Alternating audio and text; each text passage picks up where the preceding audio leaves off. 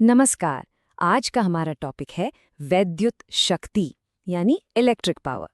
सुनने में ये थोड़ा टेक्निकल लगता है ना, पर असल में ये हमारी रोज की जिंदगी से जुड़ा है। यही वो चीज है जो हमारे बल्ब को रोशन करती है, फोन को चार्ज करती है और हाँ, हमारे बिजली के बिल को भी यही कंट्रोल करती है। तो चलिए आज इसी को आसान भाषा में समझते हैं। तो आगे बढ़ने से पहले एक सवाल मन में आता है, हमारे घरों में कौन सा ऐसा उपकरण है जो सबसे ज्यादा बिजली खींचता है?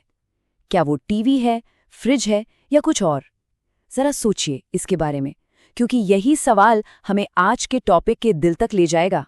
तो चलिए देखते हैं कुछ आम उपकरणों को। एक मामूली सा बल्ब, मुश्किल से 100 वॉट, और दूसरी तरफ एक एयर कंडीशनर जो 3000 वॉट तक खींच सकता है। सोचिए जरा, ये तो लगभग 30 गुना का फर्क है। आखिर इतना बड़ा अंतर है क्यों? बस इसी पहेली को आज सुलझाना है। तो अब हम तैयार हैं इस सफर के लिए। बल्ब से लेकर एसी तक हम जानेंगे कि इस बड़े अंतर के पीछे का विज्ञान क्या है, वो वॉट जिसका जिक्र बार बार होता है उसका असली मतलब क्या है, और सबसे जरूरी बात, ये हमारी जेब पर यानी बिजली के बिल पर कैसे असर डालता है। इस पूरे रहस्य को खोलने की चाबी पता है क्या है? वो सिर्फ एक कॉन्सेप्ट में छिपी है, और वो है वैद्युत शक्ति यानी इलेक्ट्रिक पावर। नहीं, ये कोई भारी भरकम किताबी शब्द नहीं है, बल्कि यही हमारे सारे सवालों का सीधा साधा जवाब है। ओके, तो अगर हम किताबों की भाषा में देखें तो इसकी परिभाषा कुछ ऐसी है। किसी भी इलेक्ट्रिक सर्किट में ऊर्जा के खर्च होने की दर को ही वैद्युत शक्ति कहते हैं। अब ये दर या रेट का क्या मतलब है? थोड़ा कंफ्यूजिंग है ना? कोई बात नहीं, चलिए इसे बिल्कुल आसान बनाते हैं। और ये रहा इसका सबसे आसान मतलब, बस इतना याद रखना है। 1 सेकंड में, जी हाँ, सिर्फ 1 सेकंड में कोई भी उपकरण जितनी बिजली की ऊर्जा इस्तेमाल कर लेता है वही उसकी शक्ति है। बस मतलब ज्यादा शक्ति का मतलब है हर 1 सेकंड में ज्यादा ऊर्जा की खपत, है ना? एकदम सिंपल। और इसी शक्ति को मापने की जो इकाई है उसे कहते हैं वॉट। तो जब हम सुनते हैं 1 वॉट, तो इसका सीधा सा मतलब होता है 1 जूल ऊर्जा हर सेकंड में। तो अब सोचिए, जब हम कहते हैं कि कोई बल्ब 100 वॉट का है, तो असल में हम ये कह रहे हैं कि वो हर सेकंड 100 जूल ऊर्जा खर्च कर रहा है। ठीक है, तो अब बेसिक कॉन्सेप्ट तो एकदम क्लियर है। अब वक्त है उन औजारों को देखने का जिनसे हम इस शक्ति को नाप सकते हैं, मतलब कैलकुलेट कर सकते हैं। और हमारे पास इसके लिए 3 बहुत ही काम के फॉर्मूले हैं जो हर सिचुएशन में मदद करते हैं।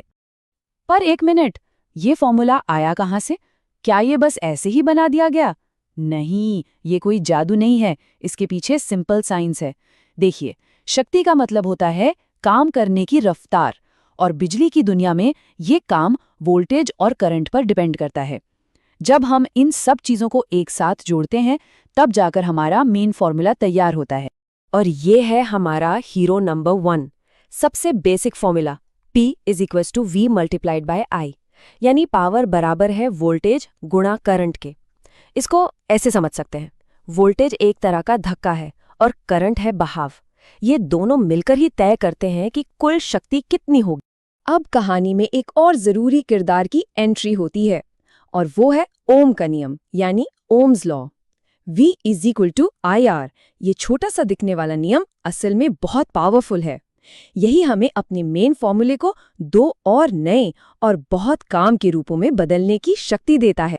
तो ओम के नियम का इस्तेमाल करके जो पहला नया रूप बनता है वो है P = I²R। ये फॉर्मूला खास तौर पर तब काम आता है जब ये जानना हो कि किसी तार में करंट बहने से कितनी गर्मी पैदा हो रही है, क्योंकि ये जो R है यानी प्रतिरोध, यही तो गर्मी पैदा करता है। और हमारा तीसरा फॉर्मूला है P = V²/R। ये तब बहुत काम का है जब हमें वोल्टेज और प्रतिरोध तो पता हो लेकिन करंट की जानकारी न हो। तो ये रहे हमारे वो 3 शक्तिशाली औजार, हर तरह की सिचुएशन के लिए एकदम तैयार। तो चलिए अब इन सब फॉर्मूलों और परिभाषाओं की दुनिया से बाहर निकलते हैं और इसे अपनी असल जिंदगी से जोड़ते हैं, यानी हमारे बिजली के बिल से। आखिर इन सब का हमारे बिल से क्या कनेक्शन है? अरे कनेक्शन ही नहीं, बहुत गहरा रिश्ता है। हमारे बिजली के बिल पे जो यूनिट शब्द लिखा होता है उसका असली नाम है किलोवाट घंटा यानी kWh। ये बिजली को नापने की कमर्शियल यूनिट है। इसका मतलब भी बड़ा सीधा है। अगर 1 किलोवाट पावर वाला कोई उपकरण 1 घंटे तक चले तो वो ठीक 1 यूनिट बिजली खर्च करेगा। और क्या किसी ने सोचा है कि 1 यूनिट के अंदर कितनी ऊर्जा छिपी होती है? पूरे 36 लाख जूल। जी हाँ, जब मीटर 1 यूनिट आगे बढ़ता है तो इसका मतलब है कि घर में 36 लाख जूल ऊर्जा इस्तेमाल हो चुकी है। ये बहुत बड़ी संख्या है। तो लीजिए, अब हमें अपने सबसे पहले सवाल का जवाब मिल गया। एक 100 वॉट का बल्ब, उसे 1 यूनिट खर्च करने में 10 घंटे लगते हैं। वहीं दूसरी तरफ एक 2000 वॉट का हीटर, वो सिर्फ 1 घंटे में ही 2 यूनिट बिजली इस्तेमाल कर लेता है। अब समझ आया कि ज्यादा वॉट वाले उपकरण बिजली के बिल को इतनी तेजी से क्यों बढ़ाते हैं। बहुत बढ़िया, तो हमने काफी कुछ समझ लिया है। चलिए अब फटाफट उन सबसे जरूरी बातों को एक बार फिर से देख लेते हैं जो हमेशा काम आएंगी, चाहे वो परीक्षा की तैयारी हो या बस अपने घर का बिजली का बिल समझना हो। तो बस ये 4 बातें याद रखनी है। पहली, शक्ति मतलब ऊर्जा खर्च होने की रफ्तार। दूसरी, हमारे 3 जादुई फॉर्मूले P बराबर VI, P बराबर I स्क्वायर R और P बराबर V स्क्वायर बटे R। तीसरी, इसकी SI यूनिट है वॉट। और चौथी और सबसे जरूरी, बिल वाला यूनिट असल में किलोवाट घंटा होता है। तो अगली बार जब भी कोई नया उपकरण घर आए तो सिर्फ उसकी कीमत ही नहीं बल्कि उसके वॉट पर भी एक नज़र जरूर डालिएगा, क्योंकि अब हम सब जानते हैं कि असली पावर उस छोटे से W में ही छिपी है जो बिजली के बिल को बना भी सकती है और बिगाड़ भी सकती है। इस जानकारी का इस्तेमाल